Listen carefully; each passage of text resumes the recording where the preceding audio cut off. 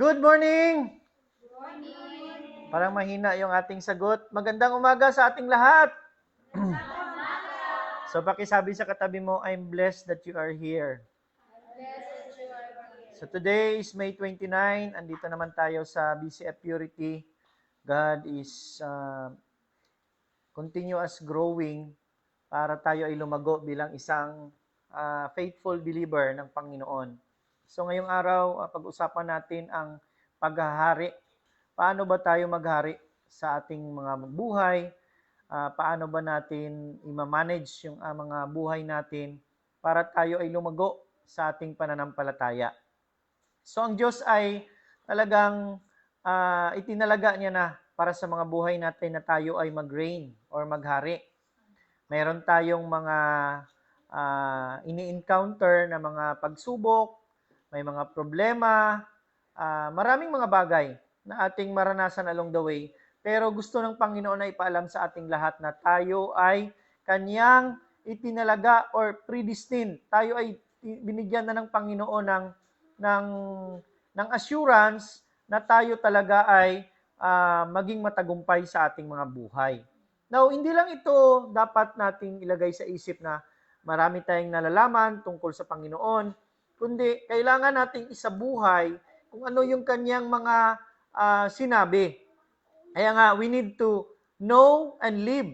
And today, ang kailangan nating malaman na tayo ay mamuhay doon sa mga sinabi ng Panginoon. We need to reside. Kailangan nating doon tayo mamuhay, doon tayo maniwala, doon tayo magkaroon ng batayan. Paano ba ang ginawa ng Panginoon at ano ba ang meron siya? So, sabi niya sa kanyang salita sa Genesis 1:26 na tayo ay ginawa tayo ng Diyos according sa kanyang kawangis, image and likeness. And alam naman natin na ang Diyos ay talagang makapangyarihan. Amen? Makapangyarihan ba ang ating Diyos? So sabi ng Panginoon, let us make man in our image according to our likeness. Kailangan nating malaman ito, na tayo ay ginawa ng Panginoon na kagaya niya.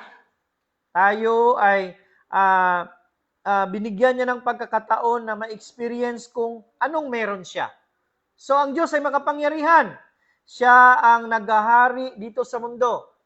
Kahapon habang kami ay nagpapasalamat sa opening ng 1 year na pala ang BCF Caridios doon sa Barangay Santo Niño.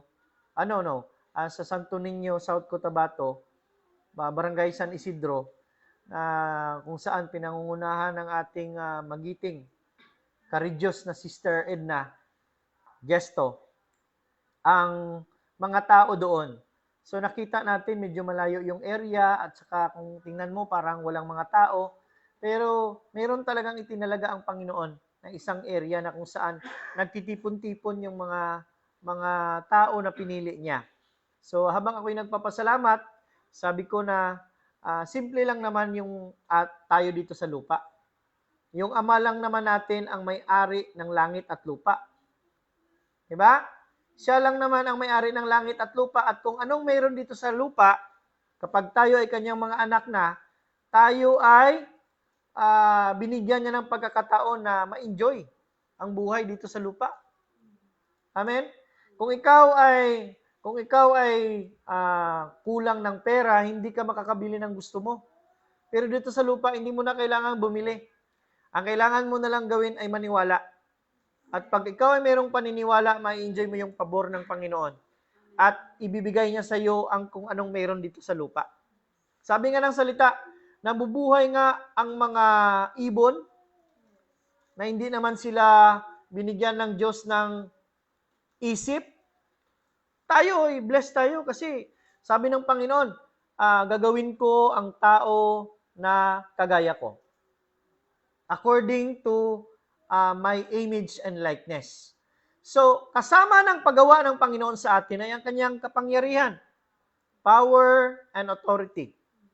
Pag tayo ay kulang ng kapangyarihan, hindi tayo makakapaghari dito sa lupa. Posibleng tayo ay magiging alila ng mga makapangyarihan. Kaya ang sabi ng Panginoon, ginawa kita.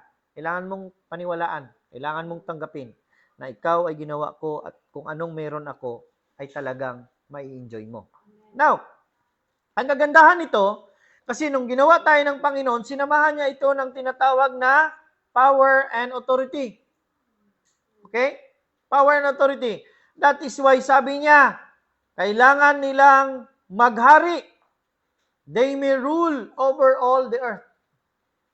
Tayo ay maraming pagmamayari dito sa lupa. Una na dyan ay ang ating mga talento.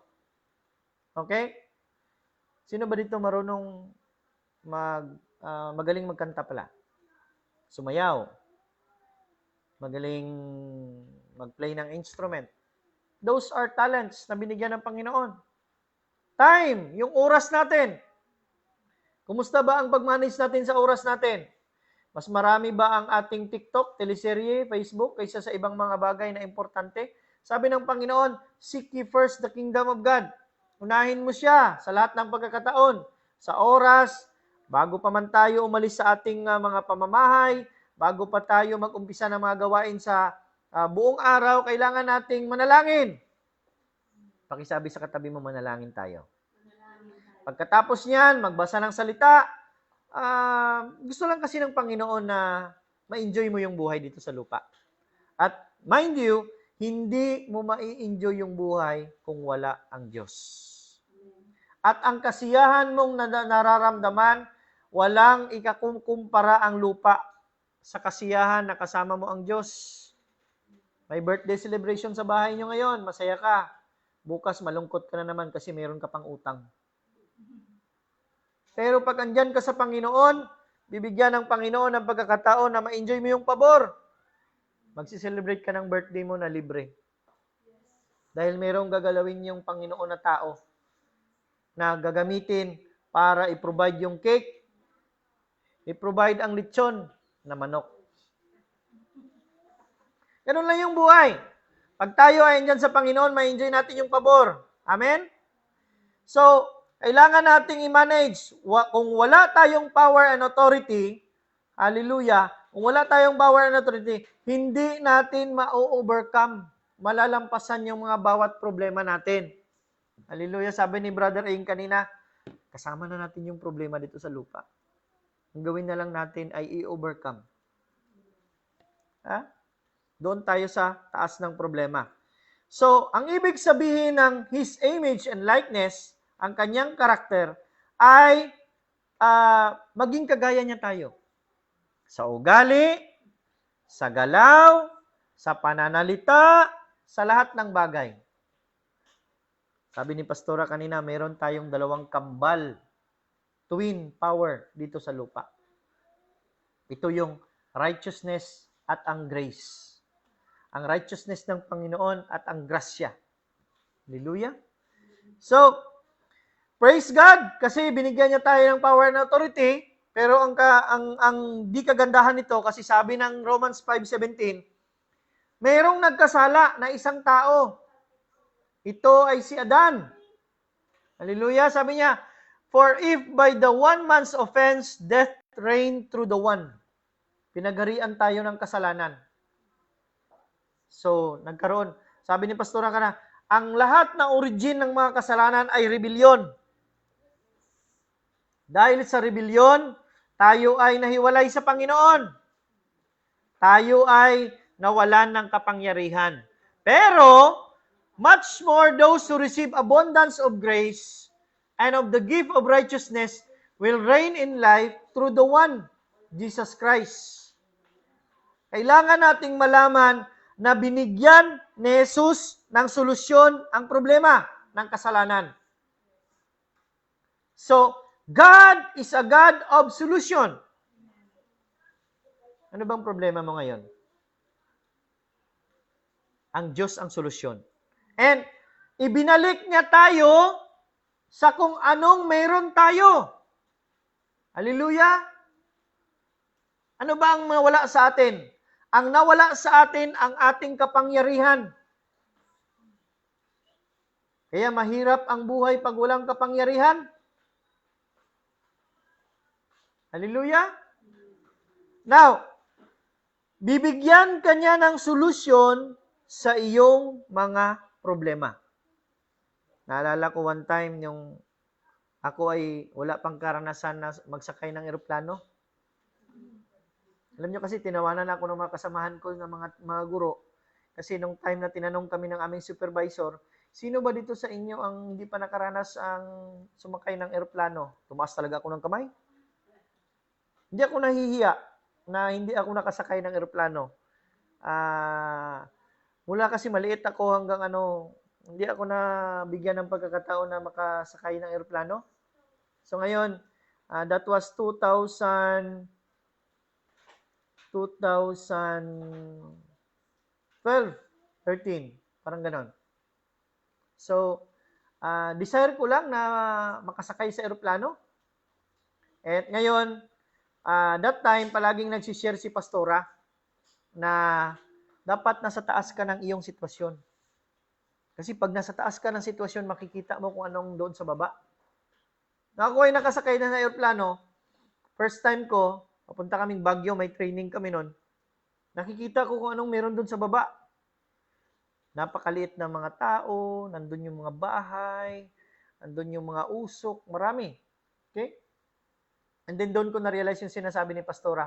Kasi pag nasa taas ka ng sitwasyon ng buhay mo, madali mong makita kung anong solusyon doon sa baba. Ganon ang Diyos. Kaya nandun siya sa taas. Nakikita niya ang sitwasyon mo. At every time na ikaw ay tumatawag sa Kanya, nagpapadala siya ng solusyon. Kasi He is a God of solution. Kita niyo yung ginawa ng problema noon? Tayong lahat ay makasalanan dahil kay Adan. Pero pinadala niya si Jesus, ang walang kasalanan, para kunin ang lahat ng kasalanan natin at tayo ay makwalify na maging kaaya-ayang muli sa harap ng Ama. Justified. Tayo ay justified ng Panginoon. Okay? Now, He can give solution to every problem. Ang problema lang ng buong mundo ngayon, even ng sangkatauhan, ang problema ay kasalanan. Dahil sa kasalanan, nawala yung power and authority natin. Hallelujah. Alam niyo ba, pag ikaw ay nakasalanan, nandiyan ka sa utang. Pag ikaw ay nandiyan sa utang, sunod-sunuran ka sa mga tao. Kaya sabi ng Panginoon, huwag kang umutang dahil bibigyan kita. Amen? Huwag kang umutang, mambigay ka. Kasi ang totoong anak ng Diyos ay hindi umuutang, nagbibigay. Hallelujah. So, integrate ko lang yung ating preparation sa ating anniversary. Binibigyan tayo ng instruction ng ating senior pastor, Pastor Marlene. Kailangan nating mamigay. Okay? Kailangan nating mamigay ng mga... Anong meron tayo? Kasi wala ka namang maibigay kung wala sa iyo eh. Right? So, that is from the BCF Purity. And later on, makikita natin kung paano gumalaw ang Panginoon. Mag-invite tayo ng mga tao. Mag-join sa ating anniversary. And after natin silang ma-invite, bibigyan natin sila kung ano yung na-prepare natin. Kita nyo? Diyan mo makikita na talagang ang anak ng Panginoon ay makapangyarihan. Makapangyarihang magbigay. Makapangyarihang ipanalo ang pagiging madamot. Alam nyo kasi ang taong pala ganyan, mahirap yan. Sabi ni Pastor Alfredo, boxing hero yan. Boksidor. Pero tayo mga anak ng Panginoon, palaging naka-open yung ating kamay. Kasi ang buhay natin ay nasa sa Kanya na. At ang ginagawa niya, ginagamit niya yung buhay natin para i-bless yung ibang tao. Si Adan ay nawala ng paghahari dahil sa kasalanan. Makikita niyo yung buhay ninyo pag nandyan kayo sa kasalanan? Magulo. Maraming problema. Kahit pambili ng asin, wala. Kaya lumayo na tayo sa kasalanan.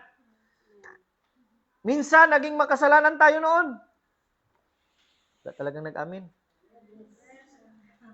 Naging makasalanan tayo noon. But praise God. Sabi ni Pastora kanina, I really got the word. Kahit sa kalagitnaan ng ikaw ay gumagawa ng kasalanan, lagi mong isipin that I have the righteousness of God. There is power in the righteousness of God. Okay? So, praise God na once and for all, dahil sa kasalanan ni Adan, first Adan, pinadala ang second Adam, si Jesus. Once and for all, namatay para sa ating lahat. Kung inuha niya lahat ng kasalanan mo, pakisabi sa katabi mo, wala ka ng kasalanan. Past, present, and future, kinuha na yan sa pamamagitan ng kamatayan ni Jesus sa cross. At ang gawin mo lang ngayon ay maniwala. Alam nyo kasi believe is a simple word, but it is very difficult to do. Bakit mahirap gawin? Kasi kulang ka ng impormasyon. You don't have enough knowledge.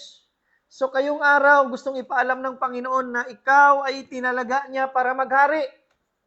Maghari sa buhay mo, maghari sa sitwasyon mo, maghari sa mga problema mo. Hallelujah! So, tinatawag natin yung ating mga sarili that we are the saved people of God. Wala tayong magawa para ma-save. Pero dahil kay Jesus, ayun sabi ni Pastora kanina, all you have to do is just to believe. Believe is the key, yung susi. Now, hindi na tayo nabibilang sa kingdom of darkness, which is andun yung kasalanan, tayo na ay napapabilang sa kingdom of life. Kingdom of light and kingdom of God. Alam niyo ba ang ibig sabihin ng kingdom? King, hari. Dom, dominion. Pinaghaharian ka ng hari. Sino ba ang hari mo? For sure, ang ating mga hari ay si Jesus. Isipin natin niya yung buhay natin. Okay? Yung buhay natin ay parang isang trono. Trono. Alam niyo ba ang ibig sabihin ng trono? Upuan ng hari. Ang gagawin lang natin, paupuin ang hari. At the time na umupo ang hari sa trono, yan yung buhay mo, ang buhay mo ay magbabago. Amen? So ngayon, the work of the king, ang trabaho lang ng hari, ay baguhin yung utak mo. Baguhin yung pamumuhay mo, na dati ay ikaw ay nandyan sa makasalanan, ngayon ikaw ay bibigyan ng pagkakataon na baguhin ng Diyos. Ang utos ng hari ay hindi nababali. Pag andyan ang hari nakaupo, di ba usually pag makikita natin sa mga pelikula, my Lord, my King. Pag andyan na ang hari nakaupo sa trono, yan ang buhay mo, lahat ng ginagawa mo ay nauukol sa hari. You are commanded to do His will, not your will. Kaya nga, hindi mo na will ang nasusunod, kundi yung will na ng hari. Hallelujah! Ang gagawin lang natin is i-allow yung hari, which is si Jesus, na umupo at maging hari ng buhay mo. Hindi ka magiging hari kung ikaw ay hindi pinagharian ng Haring Jesus. Yan ang katotohanan. Ang gagawin niya, ibabalik niya at babaguhin niya ang takbo ng buhay mo. Hindi para maging alipin, kundi para maging isang bagong tao na mayroong kapangyarihan. Kapangyarihan na gawin kung ano ang nararapat at kaaya-aya sa Panginoon. Kaya nga, you are destined to reign. Palagi natin kinakanta, maghari ka maghari ka. Panginoong Jesus, maghari ka. Sa buhay ko, sa puso ko, Panginoong Jesus, maghari ka. Ang una niyang pagharian ay ang iyong puso. Katapos yung buhay mo. Nakaranas din akong manligaw ng isang babae. Kailangan mo munang ligawan siya sa puso para makuha mo yung oo niya. Hallelujah? So, ang gagawin lang natin ay hayaan ang hari na umupo sa kanyang trono. Kung sa lahat ng mga live stream viewers natin, turing natin yung buhay natin na parang isang trono ng Diyos. Hayaan mo ang Haring Jesus ang umupo para baguhin yung buhay mo at ikaw ay bibigyan ng kapangyarihan ng Panginoon. Palakpakan natin ang Panginoon. Now, in John 1:12, sabi niya, sa lahat ng naniwala at tumanggap, binibigyan ko kayo ng kapangyarihan na maging aking mga anak. Sabi ni Pastora kanina, huwag kayong manatiling bata. Kailangan yung tumubo at maging mature. So, kailangan nating malaman yung ating karapatan. Meron tayong pulis dito. Pag may hinuhuli yan, you have the right na manahimik. Lahat ng mga sasabihin mo ay pwedeng gamitin against sa'yo. Mayroon ka ring karapatang kumuha ng iyong abogado. Ganon, ina-explain. Ang Panginoon naman, at the time na tinanggap natin si Jesus, siya ang ginawa nating hari sa buhay natin. Alamin natin yung ating mga karapatan sa kaharian ng Panginoon. Hallelujah! Ay example ko pag ikaw ay nagmamaneho ng motorsiklo o sasakyan. Alam mo na ang karapatan mo, kumpleto ka. Kahit andyan yung LTO, nakakadaan ka. Kasi alam mo ang iyong karapatan. Walang tututol sa iyo kung alam mo ang karapatan. Kung alam mo ang iyong karapatan. Pero pag hindi mo alam ang iyong karapatan, posibleng karapatan ng ibang tao ang iyong susunod. Kaya kailangan nating mag-aral. Kailangan nating alamin. Kasi nga, ligtas ang may alam. Yun ang ating tungkulin bilang mga anak ng Panginoon. Hindi ito pribilehiyo, kundi ito ay responsibilidad nating lahat na alamin kung paano magiging anak ng Diyos at kung ano ang meron tayo bilang mga anak ng Diyos. Nasabi ko kanina, hindi maibigay ang mana kung buhay pa ang may-ari. Kailangan munang mamatay ang may-ari para ibigay ang mana. Hallelujah!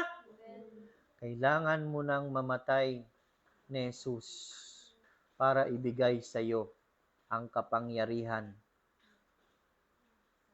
Ano ba ang bunga ng kanyang kamatayan? Simple lang naman. Patay na ang kasalanan. Hallelujah! Patay na, wala nang kapangyarihan si Satanas. Kailangan lang nating alamin kung paano natin patayin yung ating mga sarili. Kasi sabi ni Satanas, wala na akong pakialam dyan. Bakit ako naman sinisisi mo? Ha? Kaya nga kailangan nating mabuhay sa Espiritu. Huwag tayong mabuhay sa flesh. Hallelujah! So sa lahat ng mga tumanggap at naniniwala, sila yung nabibigyan ng karapatan. Sila ang nabibigyan ng pagkakataon para ma-discover ang kanilang power and authority. I remember one time, habang tayo ay nanalangin sa isang na-possess. Right? Bakit natin sinasabi, in the name of Jesus? Go! Kahit si pastora, sinasabi yan. Kasi there is power in that name. Hallelujah. Paano mo bang nasabi na there is power in that name? Kasi si Jesus ang nagpaalayas ng mga demonyo noon. Pangalan lang nga, apelido lang nga ni Duterte, parang tinatakot na yung mga drug addict dyan. Ganun ang integridad ng pangalan ni Jesus. Ganun ang kapangyarihan na nandyan sa kanyang pangalan. Kaya kailangan natin siyang kilalanin. Amen? So, ang ating paniniwala kay Jesus, ang ating pagkilala kay Jesus, ang siyang magbibigay sa atin ng posisyon natin sa Kanya. And one thing for sure, hindi mo maibigay ang iyong tiwala sa taong hindi mo kilala. Sino ba ang tatay mo? Tanungin ka kunwari, sinabi mo yung pangalan ng tatay mo. Ang tatay ko ay si ganito ganyan. Saan ba siya nagtatrabaho? Hindi ko alam. Saan ba siya ipinanganak? Hindi ko rin alam. Kilalanin natin ang Diyos. Kasi pag kilala natin ang Panginoon, alam natin ang ating mga karapatan at malalaman natin na siya ay makapangyarihan pala. A matter of discovering. And kailangan yan ng oras. Every day, you are commanded to seek God first.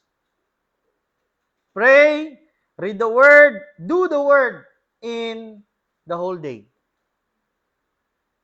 Hallelujah? So, kailangan mong kilalanin ang Diyos. Kasi pag kilala mo siya, maibigay mo yung tiwala mo sa Kanya, and in return, dahil ikaw ay nagtiwala sa Panginoon, ibabalik niya sa iyo kung ano ang iyong kapangyarihan. Amen? Now, in 1 Peter, hallelujah, 1 Peter 2:9, tayo ay mga tao na ng Diyos. We are the people of God. Hallelujah. We are the people of God. Pinili niya tayo para maging hari. Binigyan niya tayo ng pagkakataon na maihiwalay, sanctified, para gawin yung kanyang purpose sa buhay natin. At higit sa lahat, tayo ay nabibilang na sa pamilya ng Diyos. Sabi ni Pastora kanina, ang pinaka-importanting part sa family ay acceptance. Tanggapin mo kung sino ang pamilya mo. Walang perfect na family. Pero may perfect na Diyos. Amen? Ngayon, pag tayo ay naisa isang pamilya, usually na sinasabi natin, may black sheep. Diba? So, tanggapin sila. Kaya nga, anong ibig sabihin ng tahanan? Ang ibig sabihin ng tahanan ay tahan na. Remember the parable of the prodigal son? Pinagalitan ba siya nang siya ay bumalik? Hindi. Pinaramdam sa kanya na andyan ka sa isang pamilya na willing kang tanggapin kung sino ka at kung ano ka. Bakit ang taas noo natin kahit kanino? Bakit mahirap magpatawad? Tiningnan mo ba ang sarili mo nang ikaw ay pinatawad ng Diyos? Nakarinig ka ba sa Kanya ng condemnation? Ikaw ba ay pinagalitan ng Diyos? Hindi. Bagkus ikaw ay tinanggap ng Panginoon at ipinaalam pa sa iyo na, hey, bayad na ang kasalanan mo. Pinatawad na kita noon, ngayon, at magpakailanman. Palakpakan natin ang Panginoon. So the twin power are the righteousness and grace. Kung tayo ay mismong lakas at talento natin ang ating pinaniniwalaan, tayo ay mahihirapan lang.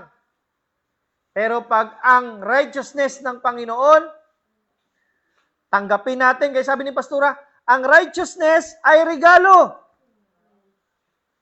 Ano bang ginagawa sa regalo? Tinitingnan. Ang righteousness ay tinatanggap.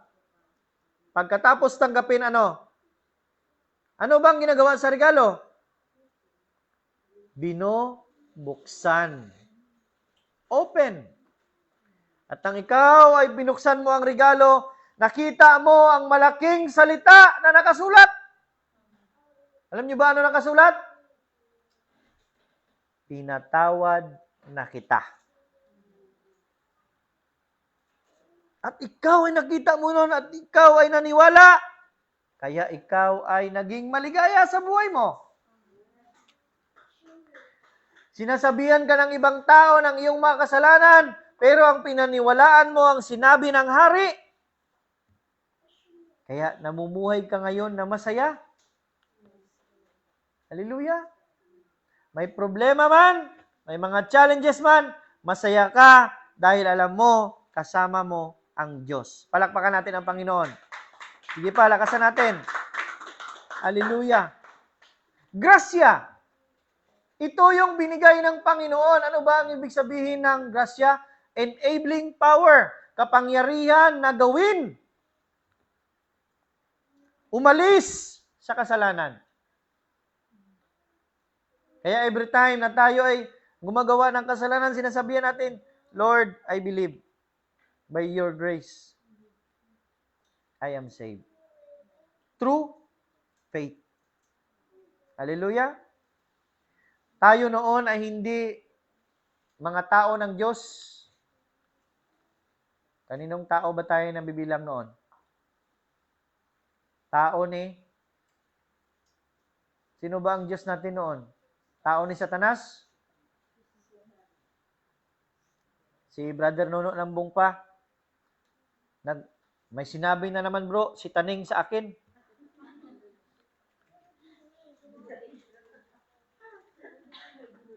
Kung sino ang nagsasabi sa iyo, siya ang Diyos mo.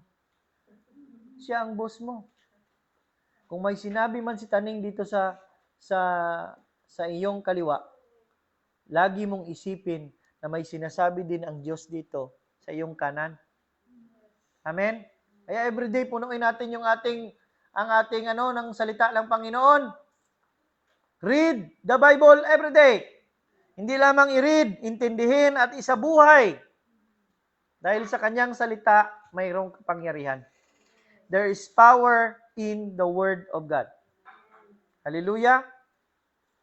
So, we belong now. Lahat tayo, nabibilang nga tayo sa family of God. Eh sabi ko kanina, walang rason na tayo ay mag-compete with one another. Ang tungkulin ng mata ay hindi pwedeng makipagkompetensya sa tungkulin ng bunganga. Dahil ang mata ay para sa paningin, ang bunganga ay para sa pagkain. Subukan mong kumain gamit ang mata mo. Kaya in the family of God, we are the people of God, walang kompetisyon. Lahat tayo ay nagtutulungan. Dahil pag mayroon tayong unity, mayroong power, totoo ang sabi ng Panginoon, ikaw ay itinilaga ko para maghari. Palakpakan natin ang Panginoon. Sige pa po, malakasan natin. So mayroon tayong tungkulin. Ang sabi ng Panginoon, bibigyan kita ng kapangyarihan para gawin ang tungkulin mo. Kaya we become witness sa ibang tao. Tayo ay nagre-reach out, nagpipray sa iba. Sabi ko nga, example ko noon. Meron tayong street children noon Si Jan Palak. Saan man siya nilagay ng Panginoon ngayon, alam ko na mayroong seed na si Jan Palak. And narinig ko, tatay na rin siya Di ba? Si Jan Palak, once nag-display ng power and authority ng Diyos. Alam niyo ba ang nangyari? Pinataas niya ng kamay ang mga madre. pinatanggap kay Jesus bilang Diyos at tagapagligtas nila. That's the power and authority of God. Kaya walang pinipili ang Panginoon. Street children ka man, mayaman ka man, mahirap ka man, as long na ang Diyos ay nasa sayo, mayroon kang kapangyarihan. Amen? Palakpakan natin ang Panginoon. So ano ba ang dapat natin gawin? Mga kapatid, ang dapat natin gawin ay kilalanin natin kung sino tayo. Sino tayo? Pangalawa, kailangan nating malaman yung buhay natin, yung mga kahalagahan ng buhay natin. Pakisabi sa katabi mo, mahalaga ka sa akin. You are important. Kasi, pakisabi ulit, kailangan kita. Hindi yan kanta ha, ngayon at kailanman ha. Dahil ang pamilya ng Panginoon ay nagtutulungan.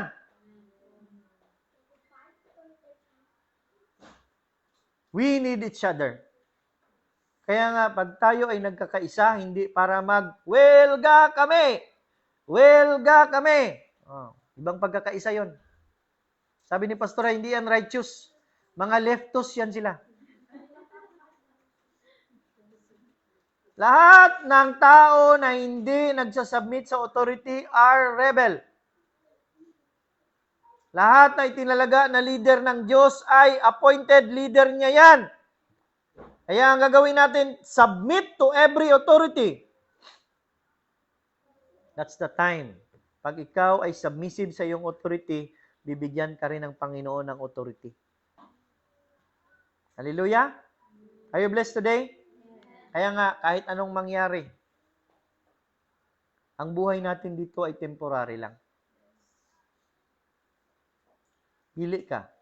Mamatay kang nakasimangot o mamatay kang nakasmile. Desisyon andyan sa atin. Hallelujah? No matter what will happen in this life, yumaman ka man o anumang nangyari sa buhay mo, just maintain your humility. Kasi wala tayo dito sa lupa kung hindi sa Diyos. Dahil sa Diyos, nagkaroon tayo ng buhay na ganito. Binigyan niya tayo ng kapangyarihan na ma-enjoy ang kanyang ginawa. Hallelujah? So, ito yung always nating sinasabi. Nagagawa ko ang lahat ng bagay dahil sa kapangyarihan ni Kristo na nasa sa akin. That is in Philippians 4:13.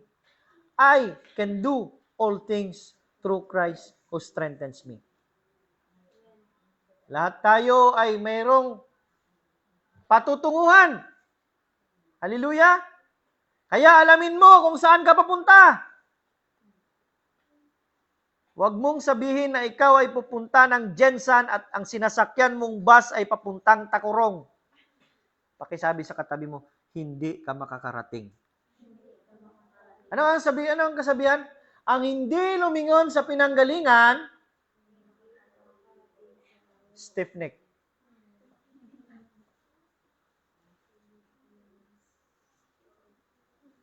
Hopefully that today, ang salita ng Panginoon ay nagbigay ng encouragement sa ating lahat. You are destined to reign. Ikaw ay tinalaga para maghari. Kaya nga, every time na ikaw ay andyan sa mga kasamahan mo, you have the authority in the name of Jesus. And all you have to do is to exercise that authority no matter what. Dahil kay Jesus, na ibalik tayo sa ating kapangyarihan. Dahil kay Jesus, ang buhay natin ngayon ay naging matagumpay. Are you blessed today? So, tanggapin natin yung kapangyarihan ng Panginoon. Pikit natin yung ating mga mata, mga kapatid. Maging yung mga live stream viewers. Si Jesus ang kapangyarihan. Siya ang hari. Sa Kanya, andyan yung buhay. Andyan yung katotohanan.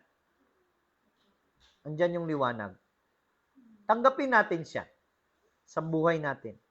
Lahat tayo ay magsabi, Ama naming makapangyarihan sa lahat, nagpapasalamat ako, Panginoon, sa araw na ito. Binigyan mo ako ng pagkakataon na makarinig at tumawag sa iyo. Ngayong araw, I confess with my mouth, believe in my heart, Jesus is my Lord and my Savior. Tinatawag kita, Banal na Espiritu. Ikaw ang maghari sa buhay ko para ako ay makapaghari sa aking problema, sa aking sitwasyon, maging sa aking buhay. Salamat na ang aking pangalan ay nailista mo na sa libro ng mga buhay. Ano man ang mangyari, ako ay itinalaga mo para maghari. Ako ay kasama mo dito sa lupa, maging sa langit. Ito ang aking samot dalangin. Sa pangalan ni Jesus, ang lahat ay magsabi ng Amen. Let me pray for all of you. Father in heaven, thank you, Lord, for this Sunday service of BCF Purity. Thank you for the vision na binigay mo sa bahay-sambahang ito. To know the truth through the Word of God. So, hayaan mo, Panginoon, ang iyong salita ang siyang maghahari sa buhay ng bawat isa. At ang banal na Espiritu ang siyang gagalaw. Na ang BCF Purity na ito ay tutubo, magkakaroon ng bunga, at somehow, dadami kami na iyong mga hari. Kaya nga, ikaw ang aming tinalagang hari ng aming mga buhay. Kami ay mga hari, pero ikaw ang mga hari ng lahat ng hari. Ikaw lamang, Jesus, ang aming Diyos at tagapagligtas. Maraming salamat sa Sunday service na ito. Binabalik namin ang papurit pasasalamat at kami ay excited sa buong linggo kung ano ang iyong gagawing mga kaaya-aya, panibagong eksperyensya ng iyong kapangyarihan sa buhay ng bawat isa.